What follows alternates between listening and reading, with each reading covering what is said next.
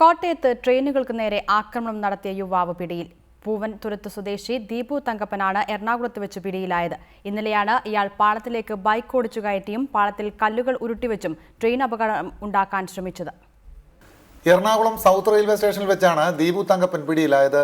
Railway സ്റ്റേഷനിൽ park ചെയ്തിരുന്ന ബൈക്കിൽ നിന്നും ഹെൽമറ്റ് എടുക്കാൻ ശ്രമിക്കുന്നതിനിടെ പോലീസ് പിടികൂടുകയായിരുന്നു. വിശദമായി ചോദ്യം ചെയ്തപ്പോഴാണ് കോട്ടയത്ത് ട്രെയിനുകൾക്ക് നേരെ അക്രമം നടത്തിയ ആളാണെന്ന് വ്യക്തമായത്. ഇതോടെ RPFന് കൈമാറി. ഇയാളെ രാത്രിയോടെ ചിങ്ങവനം സ്റ്റേഷനിൽ എത്തിച്ചു. കഴിഞ്ഞ 11 വർഷമായി മാനസിക രോഗത്തിന് ചികിത്സയിലായിരുന്നു ദീപു. മുംബൈ പനവേലിലെ ഒരു ആശ്രമത്തിലെ അന്തേവാസിയായിരുന്നു ഇയാൾ. 2 മാസം മുമ്പാണ് ഇയാൾ നാട്ടിലെത്തിയത്.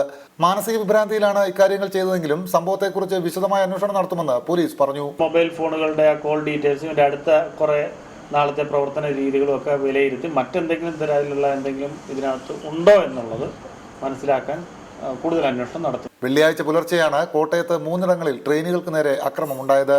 ദൃക്സാക്ഷികൾ നൽകിയ വിവരത്തിന്റെ അടിസ്ഥാനത്തിലാണ് സംഭവത്തിന് പിന്നിൽ ദീപുവാണെന്ന് വ്യക്തമായത്. 2 വർഷം മുമ്പ് KPCC സെക്രട്ടറി നാട്ടകം സുരേഷിന്റെ വീട്ടിൽ സ്ഫോടക വസ്തു വെച്ച കേസിലും ദീപു പ്രതിയാണ്. ക്യാമറമാൻ ലിമിൻ കെ ഉമ്മനൊപ്പം സനിൽ ഫിലിപ്പ്, റിപ്പോർട്ടർ, കോട്ടയം.